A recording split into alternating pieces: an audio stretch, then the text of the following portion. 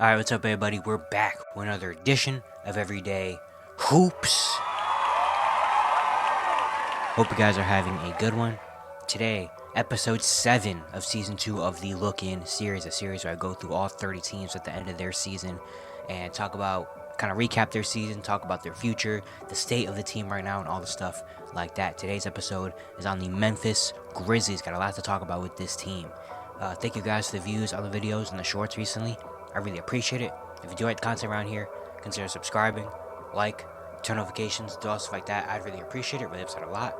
Join the membership. If you want to learn more about the membership, there's a video on my channel explaining all of it. You can go back and watch that. If you missed any other Look In episode series, you can go back, watch those too. Link to my Twitter, TikTok, stuff like that in the description down below. And yeah, don't waste any more of your time. Let's get right into it. The Memphis Grizzlies this season, they finished 27-55, 13th in the West. Their worst record since the 2018 year. A very off season for the Grizzlies. Of course, coming into the year, we had the John Morant stuff that went on. He was going to be suspended for the first 25 games of the season. They entered last season with a lot of injuries and a lot of just controversy around their team. And we knew coming into the year, Ja was going to miss the first 25 games, but the expectation coming into the season was if the Grizzlies can just hold it down for the first 25 until Ja comes back, maybe about a 500-ish team, Ja could come back and maybe they can hit their stride. And the first 25 games, they were bad, worse than expected. But Ja came back and they started to win games. But then, unfortunately, Ja Morant tore his labrum. He was going to be out for the rest of the season. They had a lot of injuries at that point as well, with Desmond Bane getting hurt. And then at that point, they just kind of packed it in and was like, you know what? We'll just save it for next year. And they finished 27-55. Kind of a quote-unquote lost season for them is what many people think, would probably think about this Memphis Grizzlies team. They had 33 players appear in a game this year, which is an NBA record. That's crazy. 33 different players played a game for the Memphis Grizzlies this season. Yeah, not a great year in terms of what they were looking for. The last couple of years, they've been a team that's been near the top of the conference. Team with higher expectations, and this season kind of was like a fork in the road a little bit. But I do not think personally this is a lost season for the Grizzlies. Was it what we expected? No. Was it the season they wanted? No. But I do not feel like this is a lost season because I feel like a lot of good happened throughout this bad, quote unquote, of the Grizzlies. Desmond Bane, he played in 42 games. When he did play, Desmond Bane was amazing. 23 points, 4 rebounds, 5.5 assists, and a steal. He shot 46, 38, 87 shooting splits. He was amazing this season. If the Grizzlies were a little bit competitive, he would have been in all-star conversations because that's how great he was, kind of becoming the number one with Ja out, and he took that, and maybe he can bring that somewhat into next season. Jaren Jackson Jr. really surprised me. I didn't think Jaren Jackson had this in him, what he did this year. Again, with John Morant out, and then when Desmond Bane got injured, he became the number one. And in 66 games this year, he averaged 22.5 points, 5.5 rebounds, a steal, 1.5 blocks. He shot 44, 32, 80 shooting splits. He had some big 30-point games. He was the guy. He was the go-to guy for Memphis. He was doing it all for them on both ends, and he was doing a really good job at it. And maybe if that can unlock some more confidence for the future for next season, with Jaren Jackson, him consistently being the third option and being a guy that if Ja or Desmond Bane isn't having a good night, Jaren can come in and give you 20, 25. That's huge. And then you got some other players, that potentially could be spots for the future. Could be rotational players next year and for the future. I think G.G. Jackson was their highlight of the season. He was their 45th overall pick out of South Carolina. He was a guy that was a top-ranked high school guy, reclassified, was the youngest player in the NBA. And in 48 games this year, he averaged 14 points per game, 4 rebounds. He shot 42, 35, 75 shooting splits, had a couple 30-point games. He had a 44-point game the last game of the season. He had some big moments, showed his confidence, showing his scoring ability, his shot-making ability. Like, he was amazing. Again, I think he was the highlight of the Grizzlies' year.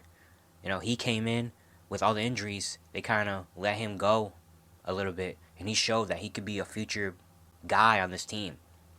He could be a guy that, I don't know about starting, but he could come off the bench, provide some scoring. He's got, he's only 19 years old, but he's already kind of got an NBA-like body. Can shoot the three ball, can get to the bucket, very athletic. He's got length. Like, he's got a lot of different tools. That's why he was one of the top-ranked recruits coming into college. you know? So he's got a lot of tools, and him coming out and having the season he had just makes me so interested to see what he does now with this full team healthy next season. Maybe in a more limited role than he did the last couple games, but he still has that confidence that, oh, okay, I can put up 25, I can put up 30 points in this league, you know? So he could come off the bench and be a good piece for them. Got a lot of other guys, that build some confidence and maybe could get roster spots throughout the year. Vince Williams Jr., he was a guy that was just on a two-way that no one knew who he was. And he came in this year and averaged 10 points per game, shot 44, 37, 80, and now he's on a regular contract. I think he fits this Grizzlies team, kind of that grit and grind type of player, going to get it on the defensive end, scrappy, hustles. He can shoot the ball. So Vince Williams could be a piece for this team for the Grizzlies. Scottie Pippen Jr., especially at the end of the season, he was showing out. Scottie Pippen Jr. averaged 13 points, almost 5 assists, shooting 49% from the field, 41% from three.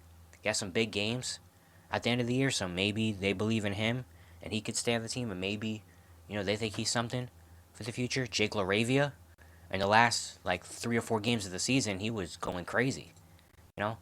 He had a 30-point game against the Cavs. His last 3 games of the season, he averaged 29, 5, and 3 on 55, 53, 90 shooting splits.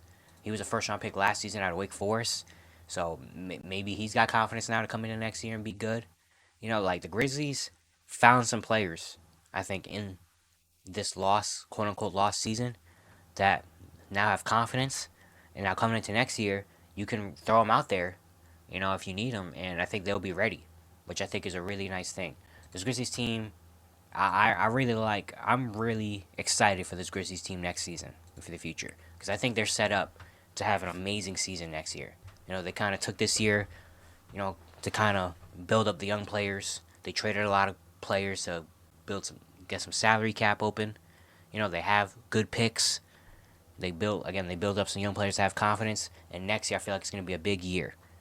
I'm excited with Ja coming back, Desmond Bain coming back, Marcus Smart hopefully can have a healthy year next year. They have some good guys off the bench, guys like even Santi Aldama I'd even mention, that came in and got a lot of opportunity and had some big games and built some confidence. Jordan Goodwin, another guy that was bounced around the league. They signed him on a two-way, and he had some big games at the end of the year. He averaged 10 and 8 with 4 assists. You brought in a lot of these young guys that maybe next year can find a role for themselves in the regular rotation. You got a little bit of money open. You got some good draft capital to go get another guy, make a big move.